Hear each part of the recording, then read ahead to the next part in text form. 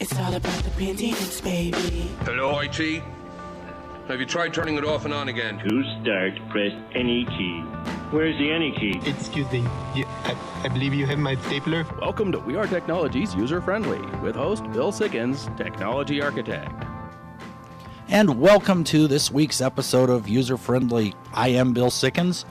And before we get started, since I screwed it up last week, Gretchen, how do they get to us on Twitter? Oh, it's one user-friendly. Social media is out there. Send your questions live on air or after the show, and we will respond to them. One user-friendly on Facebook, and wearetechnology.com on the web. All right, well, what are our trending topics this week? All right. The Fire Phone can recognize a physical object, scan a barcode, and quickly provide you with Amazon's prices, taking showrooming to a whole new level.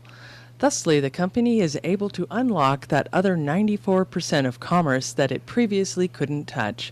With an active user base of 244 million, Amazon has become a trusted provider of goods. Now those who trust the company can buy an Amazon Fire Phone that makes it even easier to find what they want and order it with a couple of clicks. Amazon is entering the smartphone market, and this is actually not a huge big surprise. They've had a number of actually very good products over the last couple of years, including the Kindle and the Kindle Fire, and the Fire for the television, where you can just talk to it and it will find the show that you're looking for. You don't have to type things in. And I know with my smart TV, I have to use the remote to try to put in show titles, and you're doing it from this on-screen keypad, so it seems like something like that would really help.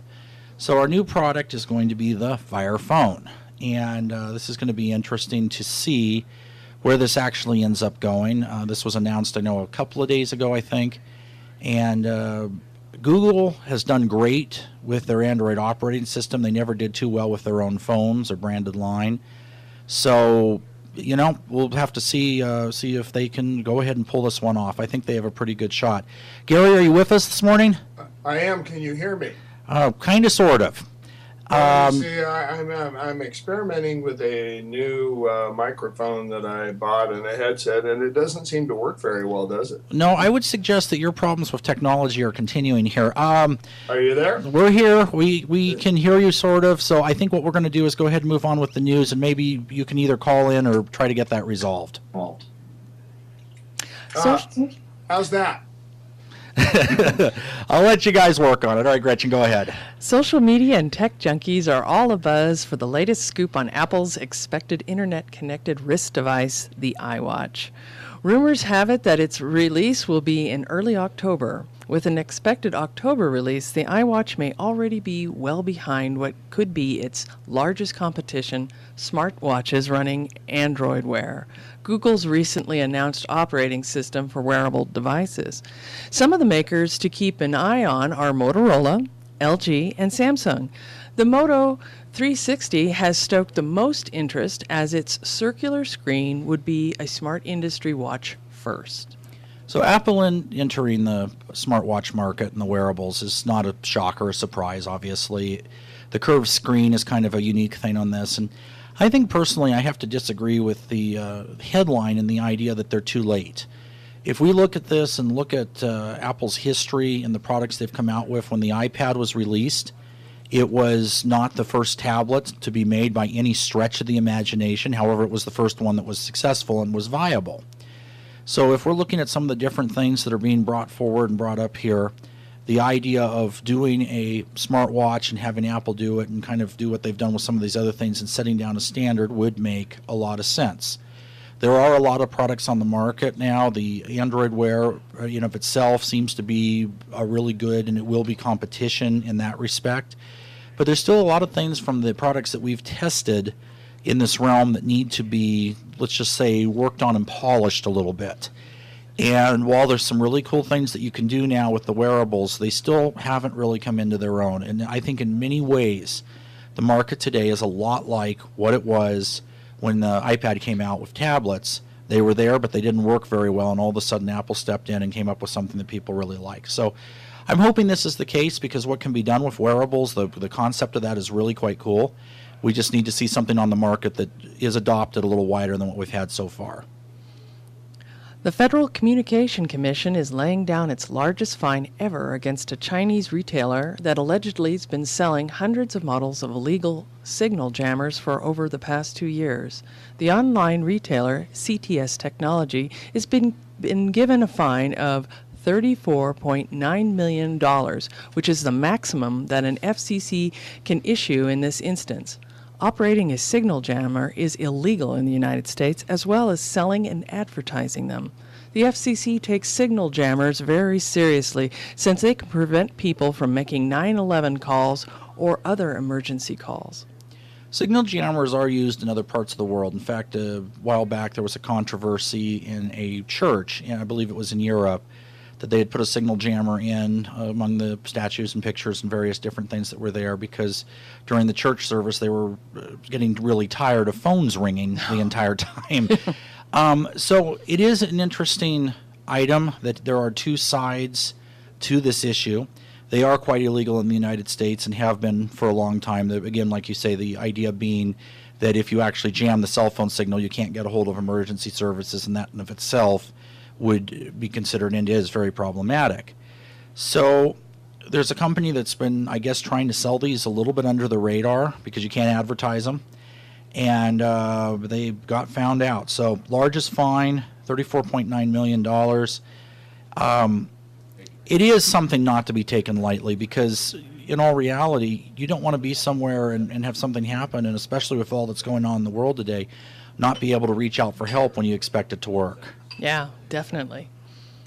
Google and Microsoft said Friday they plan to join Apple in offering theft-deterring kill switches in their smartphone operating systems as a part of an agreement with mayors and police agencies.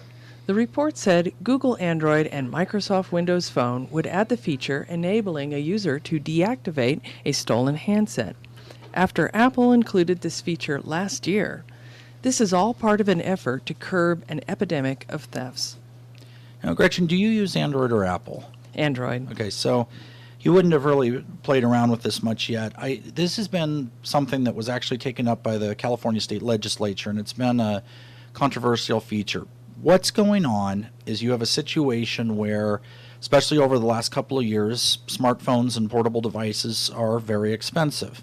And even if you buy them on a plan where you're paying monthly, you're still really looking at a device that's $500 plus for anything decent. And what's been happening is these things, of course, get stolen. But it's been getting a lot more blatant, because you'll have situations where someone's on a, or at least in places where they have a decent public transit system, on the train or on the bus or something, and somebody will walk on, grab the device away from the person that's using it, and run away. And right now, to date, that can be resold online and various other things. And as a result of it, you end up with a situation where these devices are just getting stolen left and right. So the idea here is to put software in your device to where if the device is stolen or lost, you can go through the internet or through the vendor and be able to actually shut it off remotely. And it seems like in a lot of circumstances that would make a lot of sense. And it's been out there in the iPhone. We're now seeing it being introduced into other product lines. I think it's a vendor-by-vendor basis where this is going to come from, if it's available or if it's not. Samsung's doing it. Windows Mobile is doing it, and they're jumping on the bandwagon with that. The detractors from this would bring up the idea that, well, if you can disable the device remotely, again, can someone hack in or in another way get into the person's account and shut off their ability to do things like calling 911 or emergency services, or cause the phone not to work right or something? So from that set of circumstances, we have, again, a double-edged sword here, where it's going to be interesting to see where this goes. I think that the one thing that would be a good idea here is to make this be an option that is decided upon by the user. Yeah, that sounds like a good idea. Right. So if you wanted to be able to enable this, you could go on and do it. If not, then you don't. And then if your device gets stolen, then you have to deal with it, like anything else. It's like putting a password. Yeah, exactly. So, so from that standpoint, again, and I've been quoted as saying this many times, but we'll have to see what the adoption of this actually is. But it will be a feature that's out there. It's something good to be aware of, and something that will be available, it looks like, on your mobile devices starting this fall. Don't want to be an astronaut because you can't get a good cup of coffee? Well, thankfully, that problem will be in the past. Italian coffee manufacturer Lavazza and aerospace specialist Argotec have gotten together to create a specially designed machine that is capable of producing an authentic Italian espresso in space. Now, when you visit the International Space Station, you can expect a good cup of coffee offered to you. So that's my last barrier to entry to getting into a rocket and being blasted off to the space station. I don't know. I love sci-fi. I love all these things. I love working on the technology. I'm not sure I'm an individual that would. I want to keep my feet on the ground, at least for now. Maybe when we come up with beaming from Star Trek, I'll consider it. But coffee on the space station, good coffee on the space station. I couldn't even get that this morning. The comforts of home have been a big part of these type of ventures. And there is a side to life of an astronaut which isn't quite as pleasant when you think about these things. So there are things like using the restroom and eating, and all of that becomes much more problematic when you're in a weightless environment. So I can see where the idea of being able to bring, intergalactic coffee that tastes good would be very important. Yeah, because isn't coffee brewed where, you have gravity, Well, and there's all kinds of things. I mean, when you think about it, my Keurig, you're right, it wouldn't work very well. You'd brew that cup of coffee and I'd have to catch it out of the air or something. At least that's what it would seem like, Yeah, but Captain Picard did not have that problem. No, well, usually not. A little later in the series, when they could afford it, the gravity did go out once in a while, but it was, it was definitely one of those things. And, I think from a standpoint of, we're in a very interesting time. Old curse, may you live in interesting times. And we're in a situation here now where we're seeing the dawn of actually being able to do things in space and have a little bit more of what would occur for us in just what would be considered a normal reality, or normal reality, but a normal lifestyle, when you're on your planet. So anyway, there you are. All right, well, we're going to go ahead and go to break here in a little bit, and when we come back, we'll be finishing up with the news, and then our guest today is a retired police officer from Silicon Valley who's going to tell us about Silicon Valley, so we're really looking forward to that. We will be right back after the break. This is User Friendly. Testing. And welcome back to User Friendly, and we're going to go ahead and continue with our second part of what's trending in technology. Gretchen? Advanced technological tools are beginning to make it possible to measure and monitor employees as never before, with a promise to fundamentally changing how we work, along with raising concerns about privacy and the specter of unchecked surveillance in the workplace. These new means companies have found, for example, that workers are more productive if they are more social and have more interaction. So a bank's call center introduced a shared 15-minute coffee break, and a pharmaceutical company replaced coffee makers used by a few marketing workers with a large cafe area. The result? Increased sales and less turnover. Now, from a personal point of view, I've had experience with a very paranoid employer in the past, so I have my doubts about this. I'm not going to attempt to put anybody off by singing, but this does make me think of the song. It feels like somebody's watching me. Oh, yeah. And, as far as this goes, there's definitely two sides to this issue as well. And like you say, the way that press release was done makes it all happy and shiny now. Exactly. As most of us are employees for somebody, or even if we run our own business, the question that really comes out of here as far as surveillance goes, are we to a point where we're so indoctrinated with it that it's okay to just work under the all-seeing eye in the ceiling? And on a positive situation, sure, you can see what's going on, try to identify problems, and that's all very good and happy and positive. But then the question becomes, where else is this going? I know a couple of weeks ago we talked about, I think it was Chicago, where they're replacing the traffic cameras with 360-degree viewable cams on each corner. So now the question becomes, where do we go with that? And I know a couple of years ago, when I was visiting Eastern Europe, the big thing there from the Soviet bloc was that there's a camera on every street corner. Britain is one of the most surveyed countries right now with closed-circuit television almost everywhere. Do we want to go down that road? Gary, I think you're back with us. How do you feel about that? Well, we're already going down that road, Bill. And by the way, am I echoing? No, you're good. Okay, good. Yeah, we're already going down that road. I mean, there's cameras everywhere. If I leave my house in my neighborhood, it's not so bad. But if I go into any business district, I mean, I'm followed everywhere with cameras. I'm kind of a paranoid guy, and I think that there needs to be some regulations on who can see what. You know, we're just reaching the point where there's absolutely no privacy anymore. But do we really want privacy? I mean, they post really personal stuff on Facebook. They're always on their smartphones, etc. So do we really want privacy? I mean, that's another question. Well, and you know, I attended a conference a while back that was talking about this specific issue because in addition to your closed circuit cameras, everybody has smartphones with cameras, and Google Glass has been a big issue in the news last year on that you can go around and essentially record things, and there are limitations to what it can do. But the question does become, what is privacy in 2014? Things have changed a lot, and certain things I know that we expected not so long ago are either no longer possible or simply no longer available. Everything's online, and that becomes the next question is the system works the way it's supposed to, and it's limited to whoever's supposed to be seeing it. That may be one thing. I don't completely know how I feel on that. But the second side of it is anything on the internet, you can have the best security system in the world, and as some of our big companies like Target and eBay have proven over the last year, that may not be enough. So it is what it is. It's kind of evolving the way it is. Remember Rodney King? Rodney King was kind of an accident. I mean, there just happened to be a guy with a video camera there. Today, everybody and his dog has a video camera.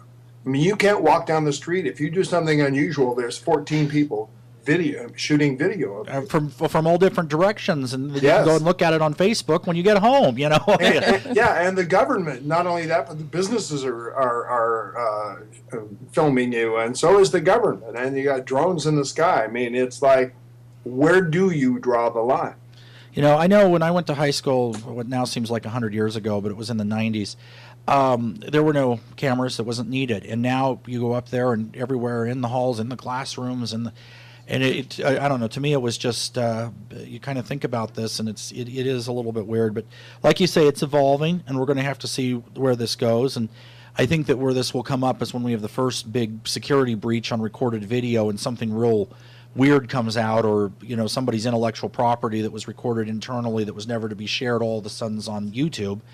It's, you know, going to be that type of a thing that will really push this forward and get people to sit down and figure out, you know, where they're headed with this. So, all right. Well, are you still can't, and businesses in the United States still cannot come up with a solid plan to deal with cyber attacks, hacking, and all that kind of stuff.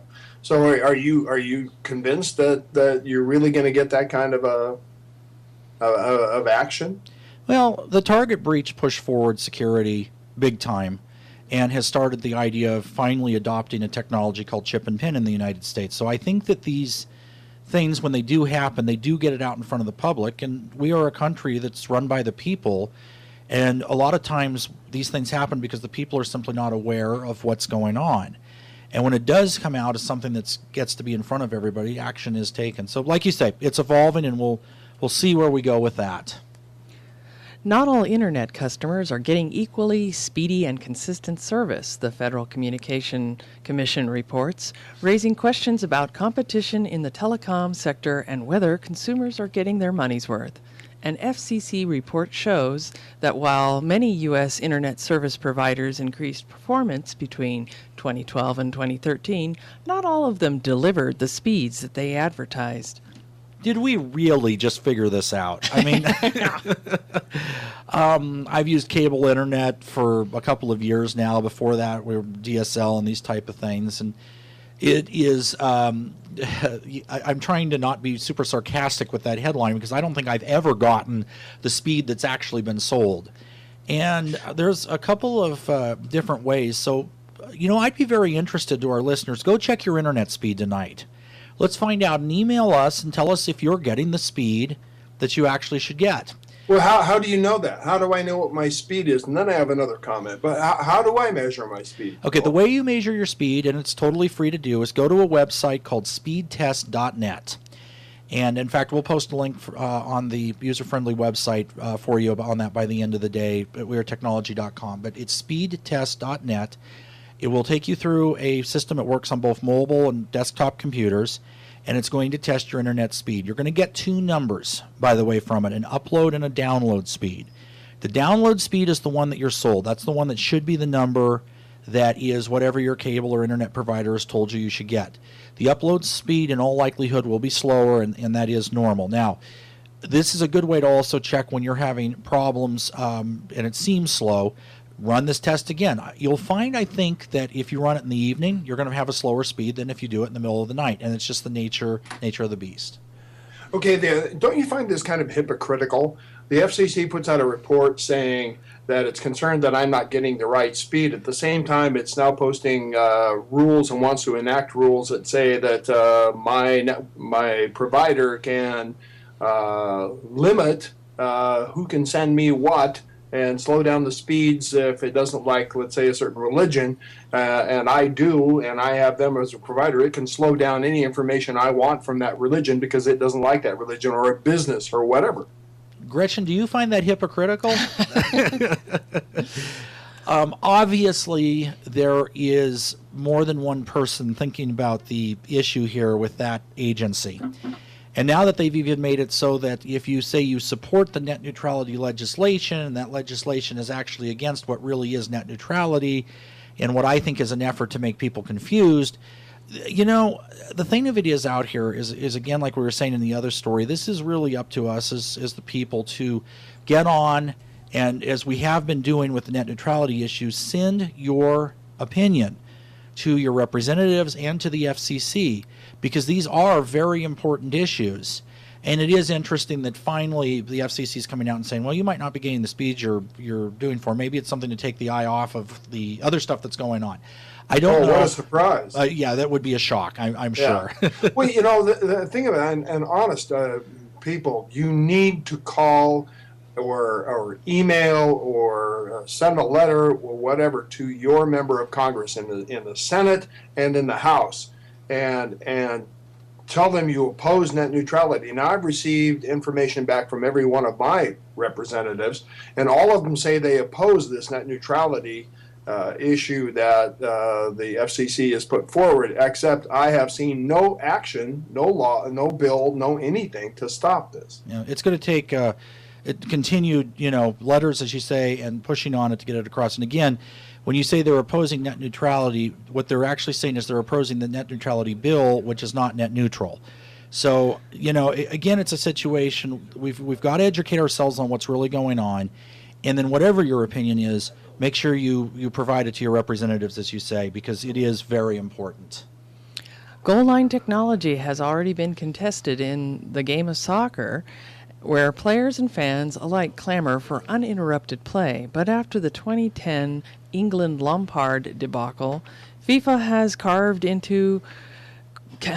into necessity of a fair game. German-based Goal Control passed its first test Sunday when France played Honduras, and a shot from France's Karim Benzema was revealed to have crossed the goal line after Honduran goalkeeper Noel Valderez knocked the ball towards his own net. It took less than 1 minute to convey the decision to the audience, showing that goal line technology doesn't necessarily have to interrupt the flow of the game. So 2014 is the year of the World Cup, and here we are again. They're playing down in Brazil, and my dad and I have been watching some of this, and he knows a lot more about soccer than I do. But I know this was a big deal when it happened, because you want to be fair, and the judging, it's important that it's done correctly. And it's not that the referees are trying to do something nefarious, it's just that they may or may not see these things. So this is a technology where you basically have a monitor on the goal lines, and without question and instantly, within 10 or 20 seconds, you can actually look and see what's going on. And while this seems like something that I think would be out there, it is relatively new, and it did help to solve a problem.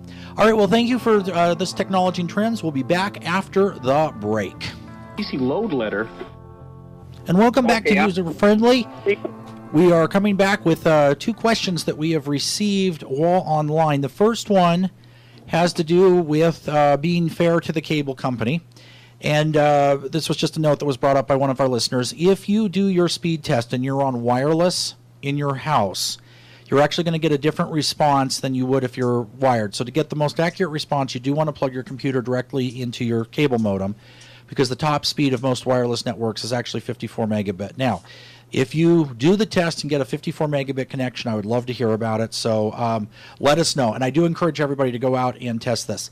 Second question that's come in, and one that's actually of a serious nature here that I do want to address, was from one of our listeners that has been victim of an identity theft. And talked to her actually on the phone so we could try and get things worked out for her. She was dealing with a completely different company on the East Coast, listening to us in the New York area, and she had someone come out, I guess, from somewhere local in the area and work on her computer, and that part of it went okay, but afterwards she was missing money from her checking account. So the question that had come in is, what do I do? And I wanted to address that really quick, because it is important to understand that if you do have money stolen in this kind of a situation, most checking accounts and credit cards and that type of thing have an ability to go on and dispute charges that come in. And in fact, a lot of them have insurances so that you can get your money back. It's a hassle, but at least you're not out the money at the end of the day. So anyone that ever has anything like this happen, please call your credit card or your bank or whoever is relevant to do this, because that is where you would start the process of at least being able to get what is stolen restored. Now, on this topic, our guest today is a retired police officer from Morgan Hill, or as we know it, Silicon Valley, California, who has been a friend of ours for many, many years. His name is Jim Freeze, a police sergeant who has had a front row seat watching the development of Silicon Valley. Jim, welcome to the show.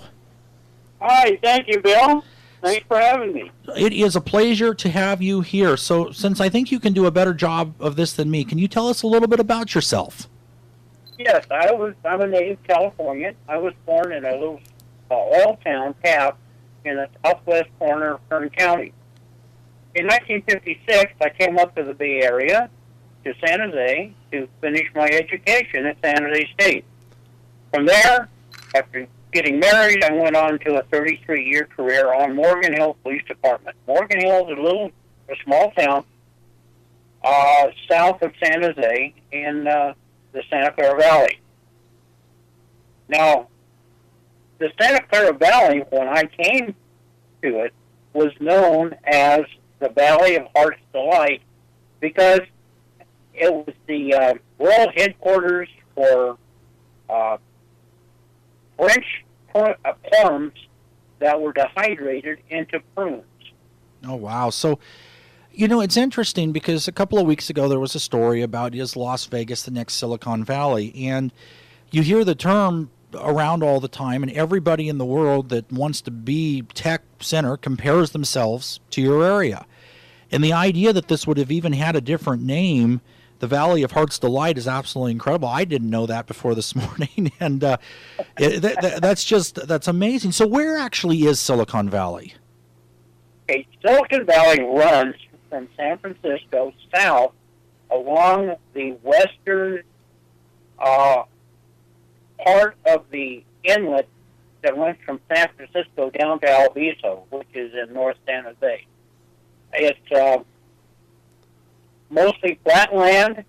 It's bordered by the Santa Cruz stretch of the Sierra Padre mountain range on the west, and the inlet on the east, and the Diablo range crosses at the end of it.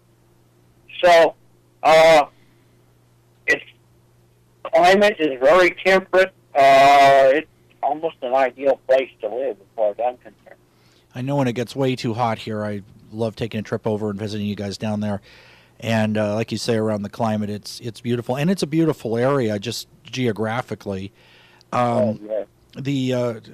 One thing I didn't know about this is that San Francisco is actually considered a part of Silicon Valley, if I'm understanding that correctly. Yes, that's the north end. As far as I know, that's the north end of Silicon Valley.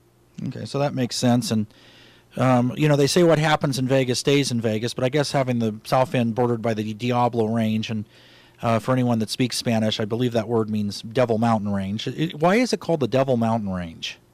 I have no idea. Probably because it gets very hot in the summertime. And that range runs quite a ways down, separating the Santa Clara Valley and Salinas Valley on the east from the great San Joaquin Valley. So now when you originally went down to Santa Clara, the term Silicon Valley at that time did not exist yet, or did it? Oh no, not at all. Wow. So what was the? Yeah, go ahead. I was just going to say, what was the first indication that you remember about Santa Clara Valley becoming Silicon Valley? Okay, was Sputnik. Sputnik was Russian first satellite that Russian parked up over the Earth, and I was a member of a fraternity, and one of my brothers asked me one night if I'd like to hear Sputnik as it passed overhead. He said he had a radio tuned for it, and sure enough, we sat there and listened to the beeps as it passed over. But later on, I mentioned that to another friend of mine, Dick, who worked for Lockheed in Sunnyvale, and he told me that Sputnik was just a publicity stunt that Russia had pulled on us. He told me that some of his fellow Lockheed engineers had stated that they had placed several warheads in orbit before Sputnik, but they considered them failures because they went straight up into orbit instead of going downrange. You know, it was, to them, it was just back to the old drawing board to work out the guidance programming. Oh, that's funny. That's great. So, you know, Las Vegas, next Silicon Valley, I think it's Scotland or Ireland, has Silicon Glen. When we lived up in the Pacific Northwest, Portland, Oregon, there was an area that called Silicon Forest. Where will the next Silicon Valley be? Well, I sort of doubt that there will be another Silicon Valley. I think that's pretty much taken up. What I would like to see is that the next valley be the Valley of Green Renewable Energy Valley. That's what we need now. You know, I think a lot of us would actually very much love to see that, and actually, let's talk about that really quick. And you know, I know there was a big announcement last week that Tesla Motors, who makes the electric car, which is also based, I think, out Tesla's Silicon Valley or Sacramento. Yeah. Anyway, we'll have to find that out. But the thing of it is that you're looking at. I've heard some rumors about a solar-powered highway that's being developed, and a lot of these type of things for green energy. And I have to agree with you 100%. I mean, it's going to be great to see that happening, where we're actually end up going with that. So the Valley, how did you say that again? The Valley of Green Renewable Energy? That's what I would call it, yeah. I'm liking that name. I'm liking that name a lot. That works. So, all right. Well, listen, can you share with us some of your memories of the development of Silicon Valley? Okay, sure.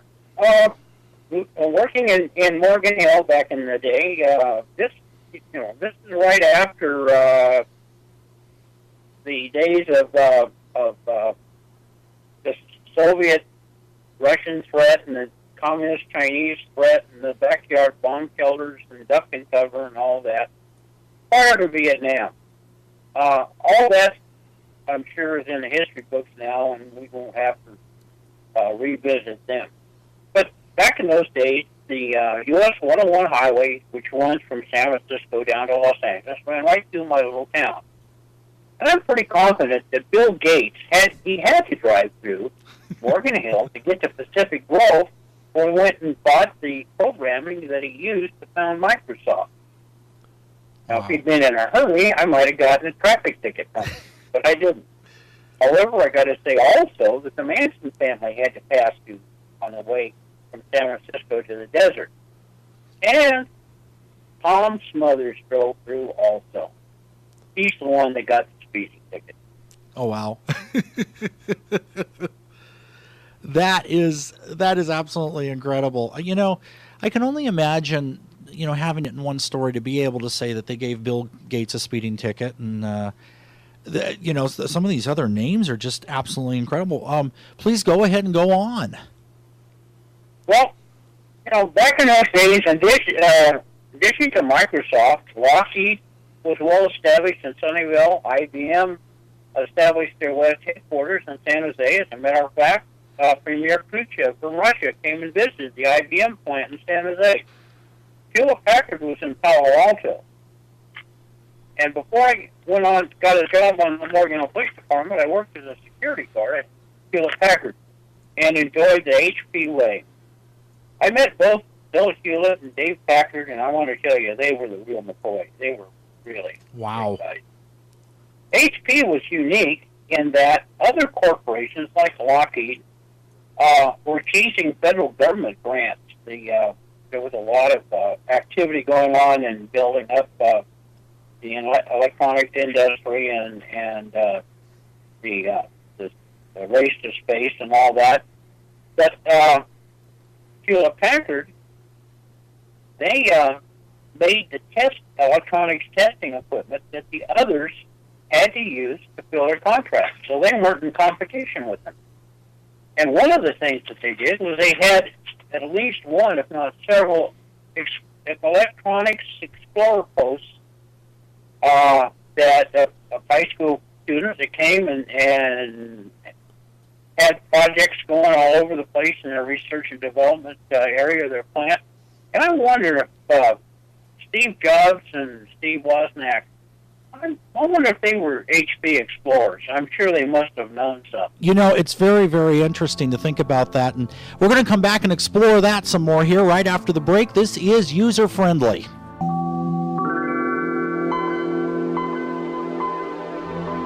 And welcome back to User Friendly. One User Friendly on Twitter, wearetechnology.com to email your questions, User Friendly on Facebook. Like us, follow us, get the latest news. Our guest today is a retired police sergeant from Morgan Hill, Jim Freeze, a very good friend of ours for many, many years. And where we left off before the break was talking about Steve Jobs and his potential history with being an explorer from HP. Jim, do you want to go ahead and continue on that thought? Sure. One of the things that I experienced while I was doing my rounds at HP was their IC chip in charge of the guy that was in charge of the IC chip lab invited me into the lab to see how they grew the IC chips. And he showed me some trays that looked like gray carrots growing in some sort of liquid. He told me they removed the carrots and sliced them into thin wafers and then the wafers into squares. And then, before they could use them, they had to test them for their electrical conducting properties. And they would sort them out by property.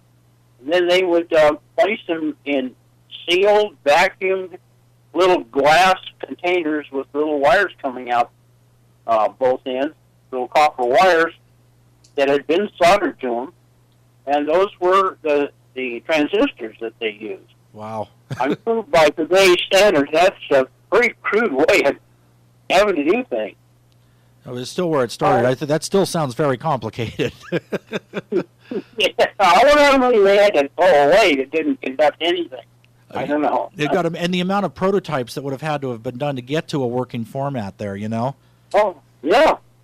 Yeah, but it was kind of weird that they didn't know what they were going to get until they tested them. So it's but anyway, please go on. Okay. One of the things that made Silicon Valley happen was the education system that was in place.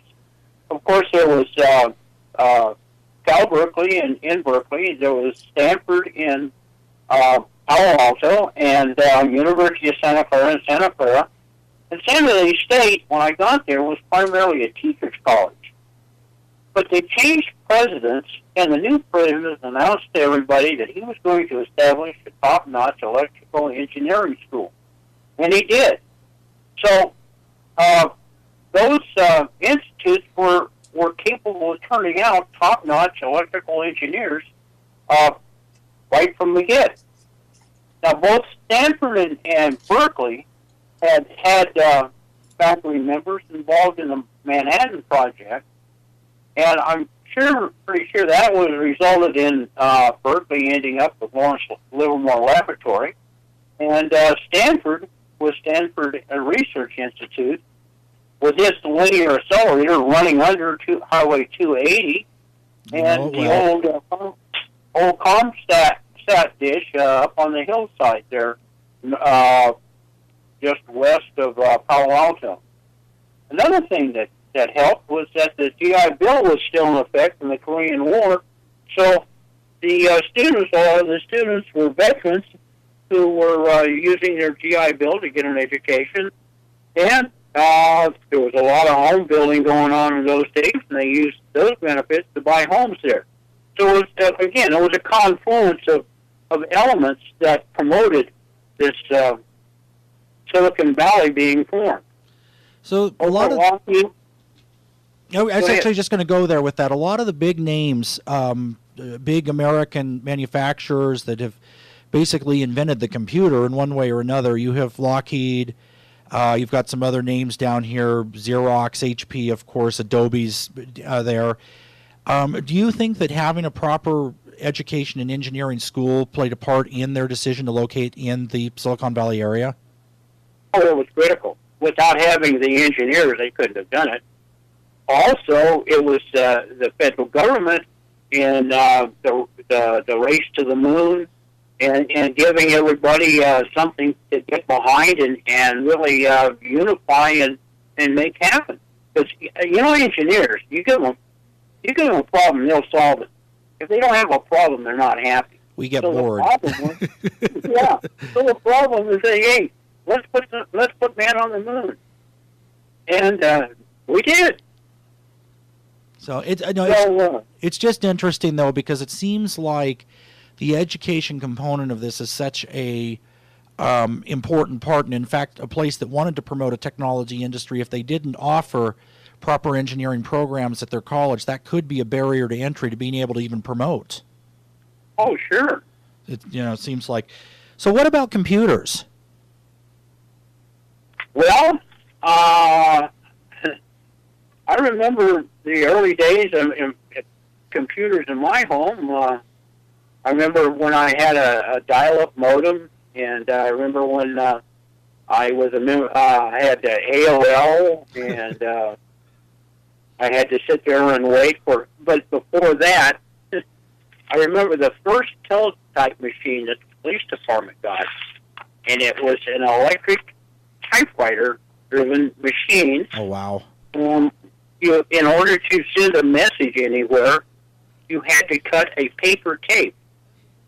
And when you got it, you had to dial up the number of the part of of your destination, and when it's answered, you hit the little lever that started the paper machine, and it started running the tape through. And if it came to an error, it would stop.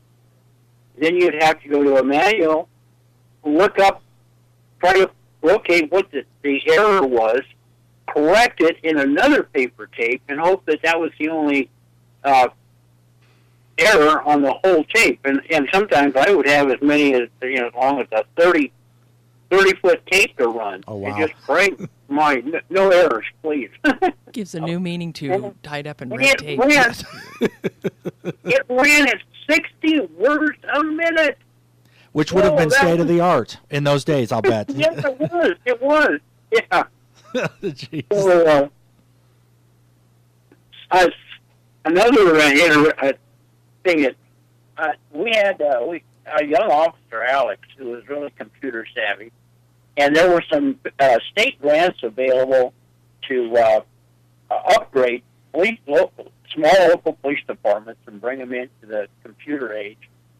So he was able to get us some grants, and we ended up not only converting all of our records to an automated system, but with him doing his thing, we were one of 12 municipal police departments in California that had mobile digital terminals in our patrol cars.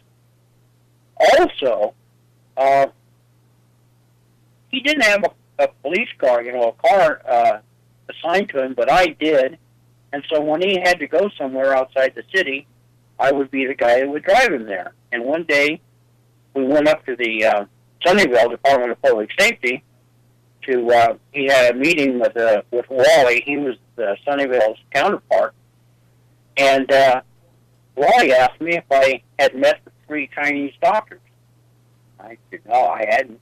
He led me to their visual aids equipment storage room, and behind the screen were these 3 Taiwanese computer PhD doctors, and they were working on the code, writing the code for reading fingerprints. They were using Sunnyvale's fingerprint files as their source documents. Sunnyvale was their beta site.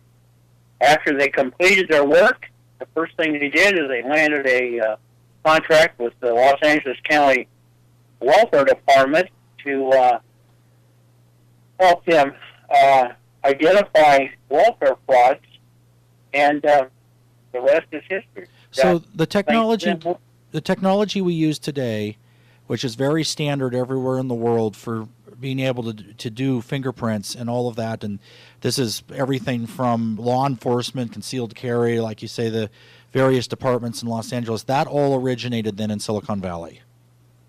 Oh, certainly.